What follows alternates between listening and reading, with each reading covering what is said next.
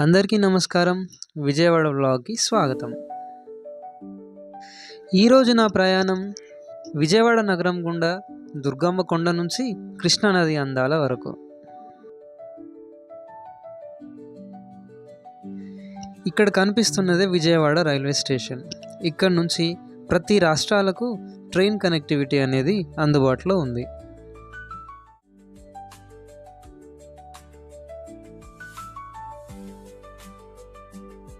మన మంచిర్యాల డిస్ట్రిక్ట్లోని మన బెల్లంపల్లి పట్టణ ప్రాంత ప్రజలకు వీక్లీ ట్రైన్స్ అనేవి అందుబాటులో ఉన్నాయి.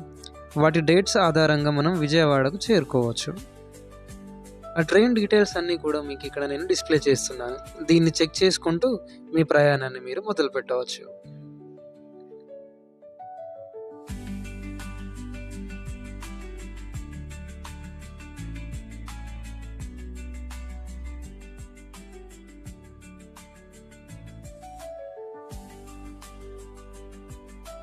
విజయవాడకు చేరుకోవడానికి బస్ కనెక్టివిటీ కూడా చాలా అవైలబుల్గా ఉన్నాయి. మనకి ఎన్నో ప్రైవేట్ ట్రావెల్స్ వాళ్ళు కావచ్చు, లేదా గవర్నమెంట్ బస్సెస్ కావచ్చు, అన్ని రకాల బస్సులు మనకి విజయవాడ చేరుకోవడానికి చాలా అందుబాటులో ఉన్నాయి.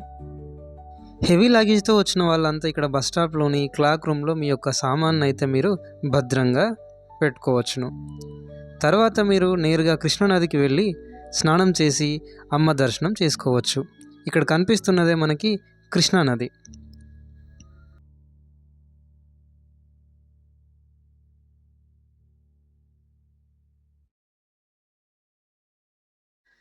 మన హిందువులంతా కూడా కృష్ణానదిని పవిత్రంగా భావిస్తారు.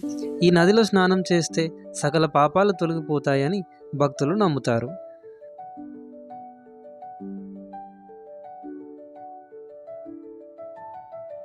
అమ్మ ఆలయం సాక్షాత్తు కృష్ణానది ఒడ్డునే ఇంద్రకీలాద్రి పర్వతం పైన ఉండడం ఈ క్షేత్రం యొక్క గొప్పతనం.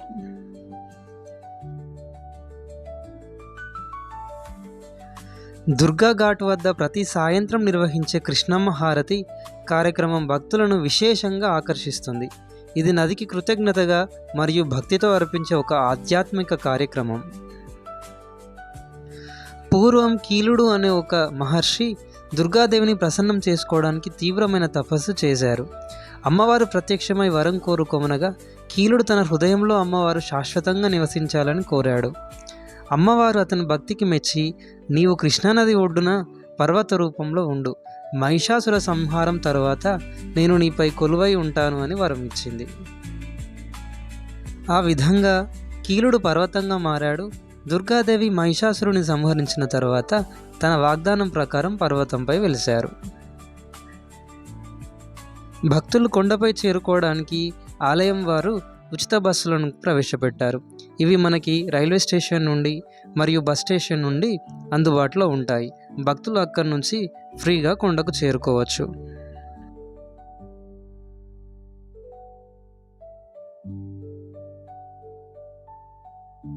అమ్మ దర్శనం చేసుకోవడానికి ముందు భక్తులంతా కూడా ఈ యొక్క కృష్ణానదిలో స్నానం చేసి ఆ తర్వాత కొండపైకి చేరుకొని అమ్మవారిని దర్శించుకుంటారు.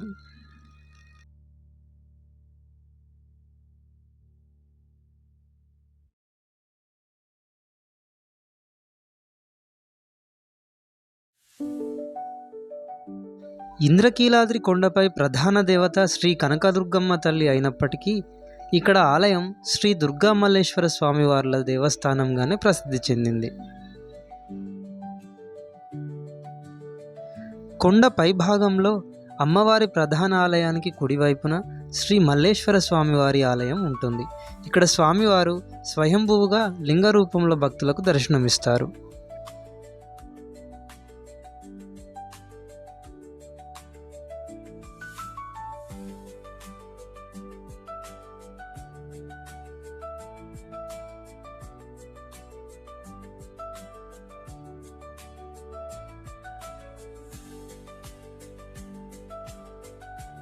అందుకే ఈ ఆలయాన్ని శ్రీ దుర్గా మల్లేశ్వర స్వామి దేవస్థానం అని పిలుస్తారు.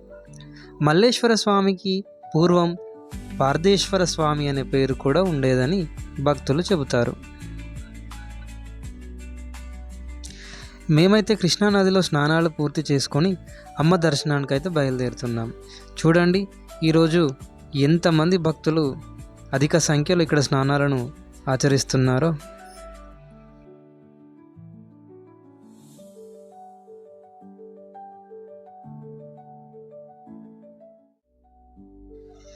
ఈ ఆలయం మూలం తెలియపోయినప్పటికీ కూడా ఇది క్రీస్తు శకం 7వ శతాబ్దం నాటిదని, తొలి నిర్మాణాన్ని తూర్పు చాళుక్యులు నిర్మించి ఉండవచ్చని కొన్ని ఆధారాలు సూచిస్తున్నాయి. విష్ణుకుండిన రాజవంశానికి చెందిన రాజులు, ముఖ్యంగా మాధవవర్మ పాలనలో క్రీస్తు శకం 440 నుంచి 460 ఈ ప్రాంతం అభివృద్ధి చెందింది అని చరిత్రకారులు చెబుతారు. ఉండవల్లి, సీతానగరం, మొఘల్ రాజపురం మరియు ఇంద్రకీలాద్రి గుహలను వారు అభివృద్ధి చేశారు. ఈ ఆలయ దర్శన సమయానికి వస్తే ఆలయం ఉదయం 5 గంటల నుంచి రాత్రి 10 గంటల వరకు తెరిచే ఉంటుంది. అయితే అర్చనలు మరియు సేవలు జరిగేటప్పుడు సమయాల్లో మార్పులు ఉండవచ్చును. ఇక్కడ అమ్మవారి విగ్రహం సూర్యకాంతితో సమానమైన కాంతితో బంగారు రంగులో ప్రకాశిస్తూ కనిపిస్తుంది. అందుకే కనక అనగా బంగారం అని అర్థం. అందువల్ల అమ్మవారిని కనకదుర్గ అనే పేరుతో పిలుస్తారు.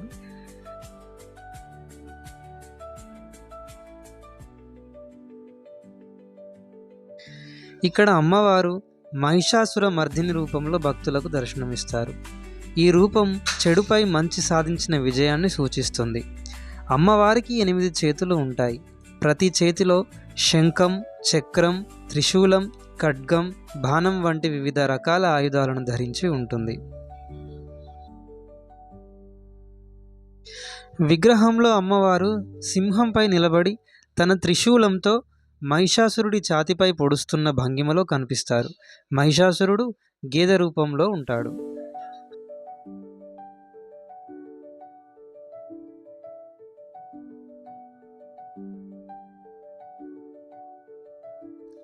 ఈ ప్రాంతానికి క్షేత్రపాలకుడిగా శ్రీ అభయాంజనేయ స్వామివారు ఉంటారు. ఈ క్షేత్రాన్ని దర్శించే భక్తులు ముందుగా అభయాంజనేయ స్వామివారిని దర్శించుకొని కొండపైకి వెళ్తారు. మహాభారత కాలంలో పాండవ మధ్యముడైన అర్జునుడు శివుడి నుంచి పాశుపతాస్త్రాన్ని పొందడం కోసం ఇదే కొండపై తపస్సు చేశాడు. శివుడు అతని తపస్సుకు మెచ్చి కిరాతకుడి రూపంలో వచ్చి పరీక్షించి పాశుపతాస్త్రాన్ని ప్రసాదించాడు. అర్జునుడి విజయానికి గుర్తుగా ఈ ప్రాంతానికి విజయవాడ అనే పేరు కూడా వచ్చిందని చెబుతారు.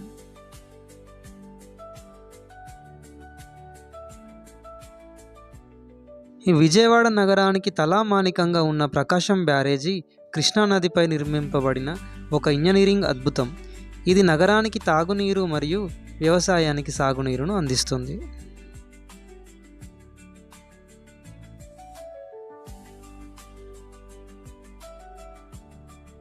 ఇక్కడ కనిపిస్తున్నది అమ్మవారి పురాతనమైన ఆలయం.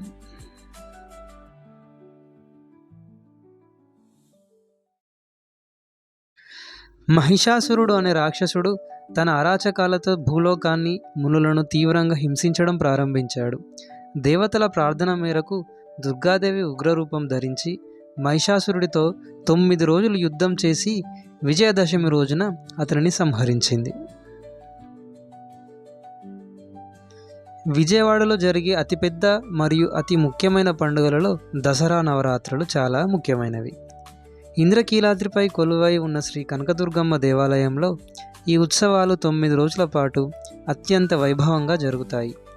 ఈ సమయంలో అమ్మవారిని ప్రతిరోజు ఒక ప్రత్యేక రూపంలో బాలాత్రిపుర సుందరి, గాయత్రీదేవి, అన్నపూర్ణాదేవి, మహిషాసుర మర్దిని, సరస్వతీదేవి, లలితా త్రిపుర సుందరి, దుర్గాదేవి, కనకదుర్గ, రాజరాజేశ్వరి దేవి వంటి రూపాలలో అలంకరిస్తారు.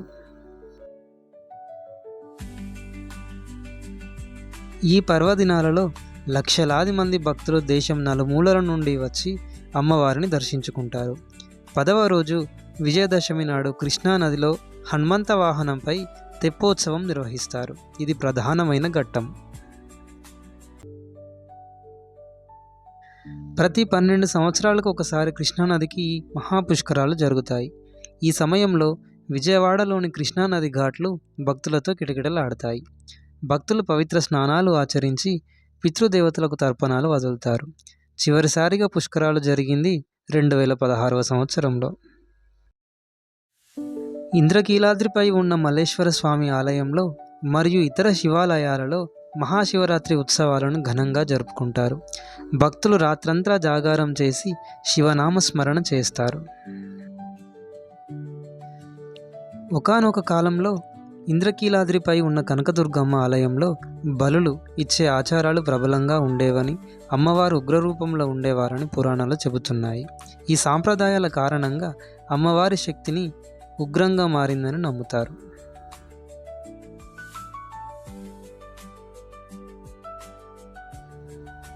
ఆదిశంకరాచార్యుల వారు ఇంద్రకీలాద్రిని సందర్శించి అమ్మవారి ఉగ్రత్వాన్ని తగ్గించడానికి శ్రీచక్ర స్థాపన జరిపారు మరియు ఆలయంలో శాంతిని, సాత్వికతను నెలకొల్పడానికి కృషి చేశారు.